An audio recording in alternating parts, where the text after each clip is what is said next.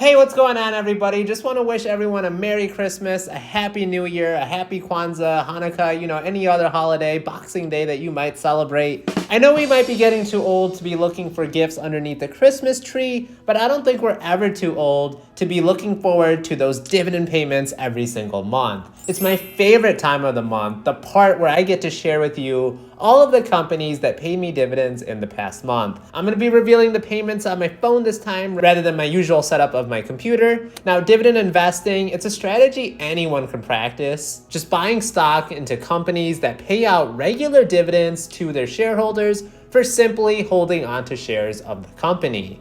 Now, passive income, that can be earned and used to pay for your own living expenses. Because dividend companies, they often provide a steady stream of income and often increasing stream of income, and they are especially popular for those in or close to retirement, but truly they can be enjoyed by anyone of any age. Now, dividend payments, they can also be a sign of good financial health and stability. Now, one of the key criteria I look for in dividend stocks is, can this company continue to raise its dividend every year and at rates that are preferably over our ridiculous inflation rates these days? Let's take a look at those popular companies who gave a pay raise in the past month. Emerson Electric raised their dividend for the 66th straight year.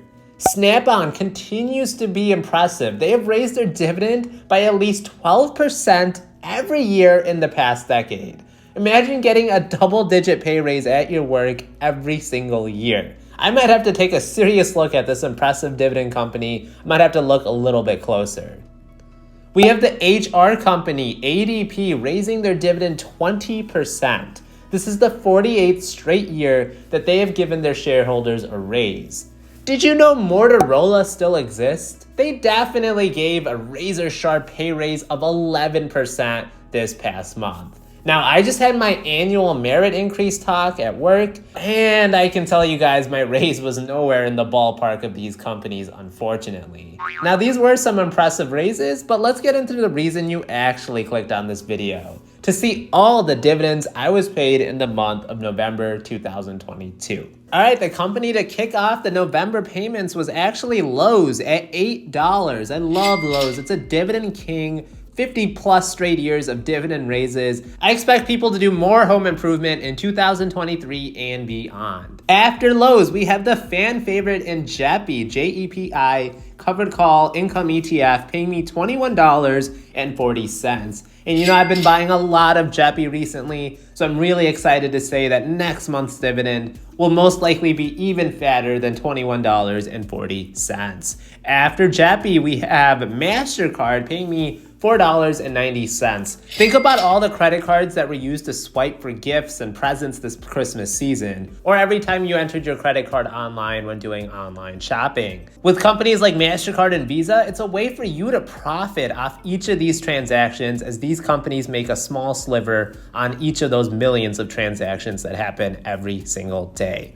After MasterCard, we have the old reliable and Apple paying me $9.23. This actually went into buying more shares of Apple, the most valuable company in the world. After Apple, we have Costco paying me $2.70. At Costco, you could get a very high quality bottle of wine for like $4. I was shocked at how high the quality is, how high the alcohol content is. They have to be losing money when they sell wine. Let's keep getting drunk off these dividends. After Costco, we have AbbVie paying me $20.76. I love how every year that I've been doing dividend investing, the amount of money that AbbVie pays me every quarter has continued to steadily rise. So can't wait to see how much they raise that dividend in 2023.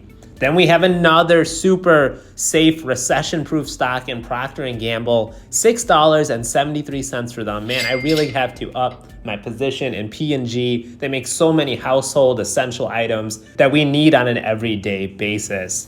After Procter & Gamble, we have Realty Income, and this went into buying more shares of O Realty Income at $10.07, another monthly reliable real estate company. Over 11,000 different properties. You don't need to manage any tenants. You just need to manage O, and they do all the work for us. So I'm glad to have this monthly payer in my portfolio. After O, we have Starbucks at $15.07. Has anyone looked at what color the cup Starbucks is giving out for their holiday drinks? Come on, guys. That's like the most important priority in the world right now. We need to know that. I also got paid $15.37 in interest from Fidelity's money market funds. These aren't true dividends, so I won't include them in the total. But man, Fidelity's interest rates have gotten near 4%. That's compounded every single month for basically risk-free money, right? They're just investing in government bonds. The government can always just print more money, so it's essentially a safe investment. But 4%, wow, that's pretty crazy, the amount of money Fidelity is giving on uninvested cash. Then we had Q Yield paying me $17.30. Hey, I know a lot of people hate on Q Yield these days. I still love them. I think they're a great ETF that pays out dividends every single month. I would argue that you're not really eroding any capital when they're just giving back 1% in capital to you in dividends, but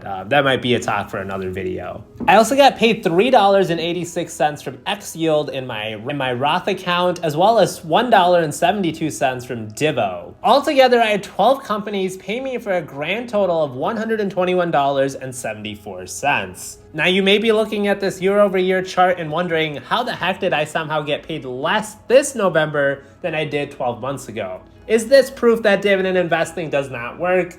No, it's actually proof that dividend investing works well, and it works really well. You see, in the last year, I've sold out of General Mills, AT&T, and Nusi, all companies that paid me last year and brought me nearly $30 every quarter. Now, this month, I still managed to keep on par in the amount of total dividends I got, with my other positions making up that difference for me. Account rebalancing is normal activity, whether you're doing it for tax loss harvesting or just want to consolidate your portfolio. I'm going to be having that money reallocated and working for me in other ways. I already know next quarter I'm going to be crushing it with new personal records, and I hope you are too. Now, I'm probably still making more money going to the bathroom at work, but I know every month I'm this much closer to getting to financial freedom.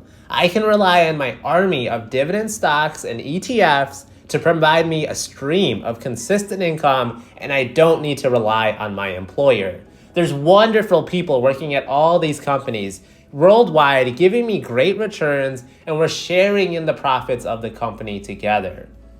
I'd love to hear what companies paid you the most this past month in the comments below. Please make sure to help out a small-time YouTuber by hitting that like button. It really does a lot for the algorithm. And remember to check out my videos in podcast form under the Collect Cash podcast name. Make sure you're subscribed, and I will buy, stash, and collect cash you on the next one.